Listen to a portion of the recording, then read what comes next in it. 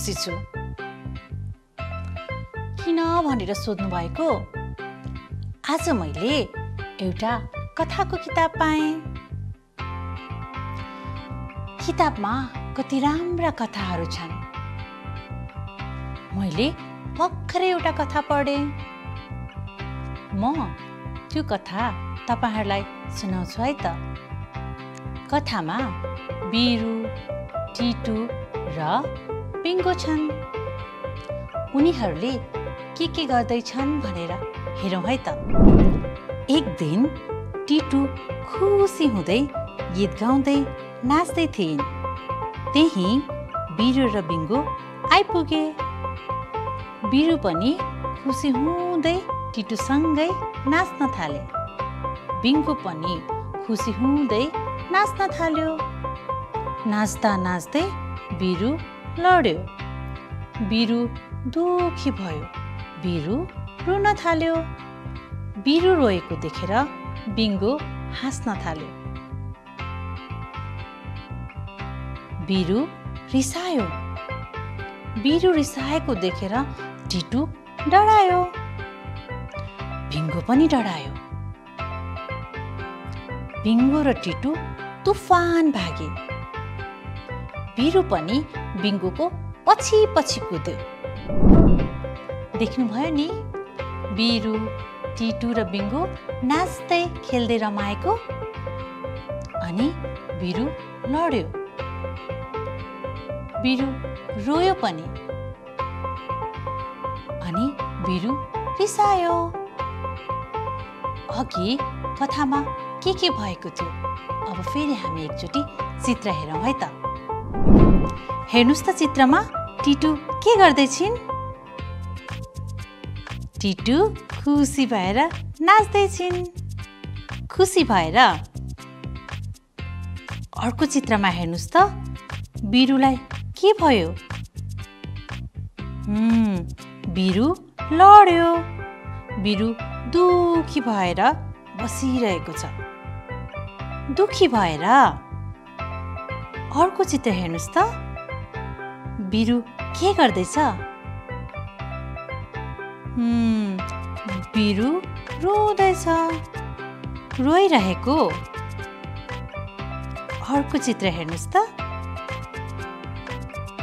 यो चित्रमा बिङ्गो के गर्दैछ? बिङ्गो हाँस्दैछ। बिङ्गो हाँस्दैछ। अर्को चित्र हेर्नुस् त। यो चित्रमा टिटु के गर्दैछिन्? टिटु डराएकी छिन्। डराएको। हेर्नुस् त यो चित्रमा बिरुलाई के भयो? बिरुको आँखा हेर्नुस् त। बिरु त रिसाउँदैछ। बिरु रिसाएको छ। अब हामी डिफ्रेन्ट इमोसनलाई इमोजीमा हेर्छौँ। खुसी भएको, ह्याप्पी। दुखी भएको, स्याड। रिसाएको, एङ्ग्री। रोइरहेको, क्राइङ। डराएको, स्केर्ड। फेरि हेरौँ है त। खुसी भएको, ह्याप्पी। दुखी भएको, स्याड। रोइरहेको, क्राइङ। रिसाएको, एङ्ग्री। डराएको, स्केर्ड। अब एउटा हामी क्रियाकलाप गरौँ। केही इमोसनका इमोजीहरू बनाऊ। मैले पहिला नै केही इमोसनका इमोजीहरू तयार पारेकी छु। सबैभन्दा पहिला म तपाईहरुलाई त्यो देखाउँछु। हेर्नुस् त, स्याड, दुखी भएको।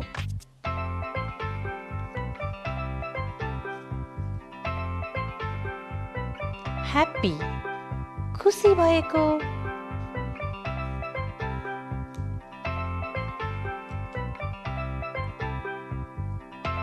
स्केड डराएको,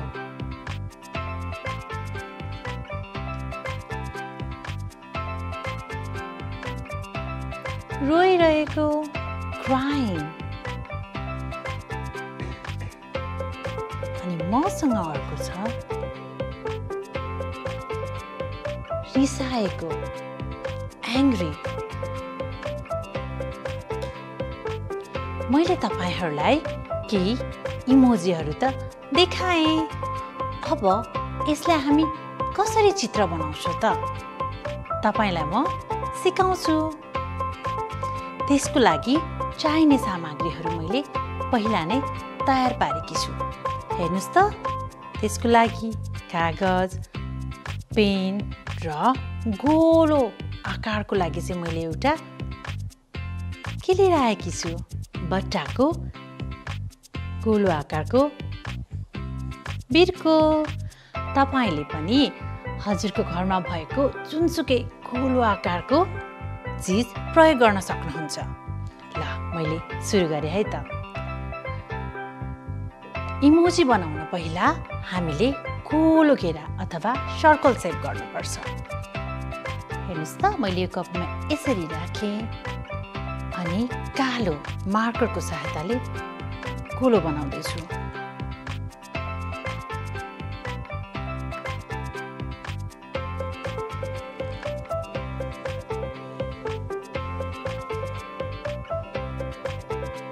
यसरी म एकैचोटि 5 वटा गोलो शेप सर्कल सेप बनाउँदैछु। हेर्नुस् त,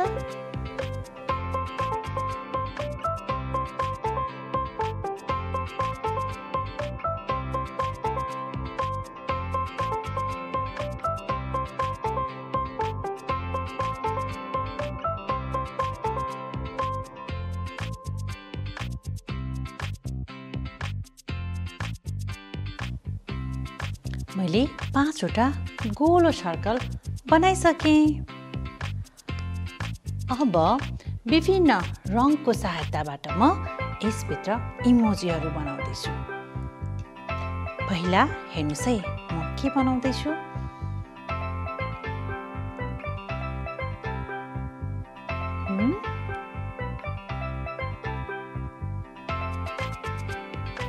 अब आँखा,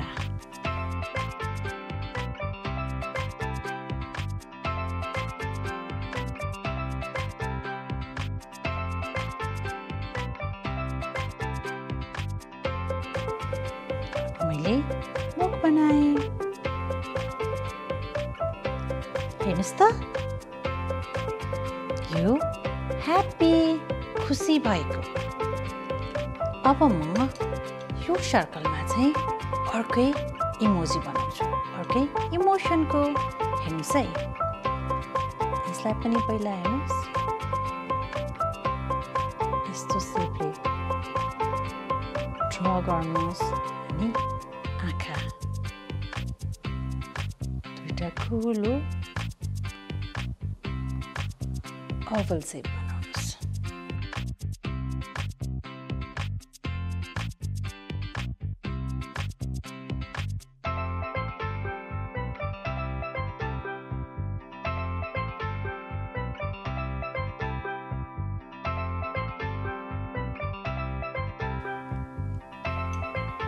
यो स्याड दुखी भएको। अब म अर्को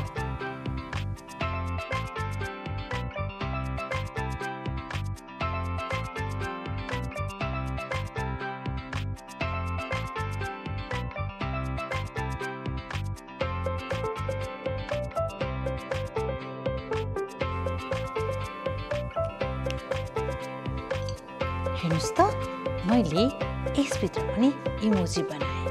यो चाहिँ रोइरहेको।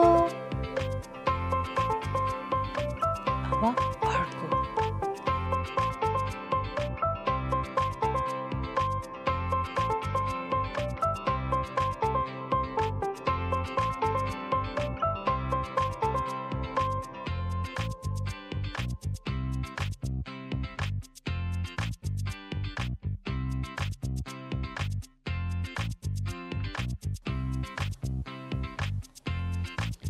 यसमा पनि मैले बनाएँ।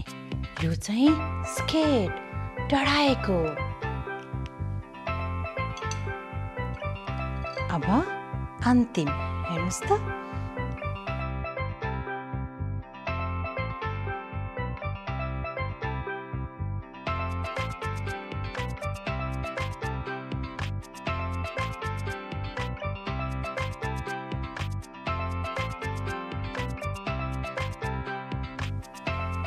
हेर्नुहोस् त, यो चाहिँ के होला? रिसाएको, एङ्ग्री। मैले तपाईहरूलाई 5 वटा इमोसनको इमोजीहरू बनाउन सिकाएँ। कुन कुन सिकाएँ त? म फेरि एकचोटि भन्छु। ह्याप्पी, स्याड, क्राइङ, स्केर्ड अनि एङ्ग्री। खुसी भएको, दुखी भएको, रोएको, डराएको अनि रिसाएको। मेरो त सबै इमोजीहरू बनाएर तयार गरिसकेँ। अब तपाईहरू पनि घरमा यसै गरी प्रयास गर्न सक्नुहुन्छ।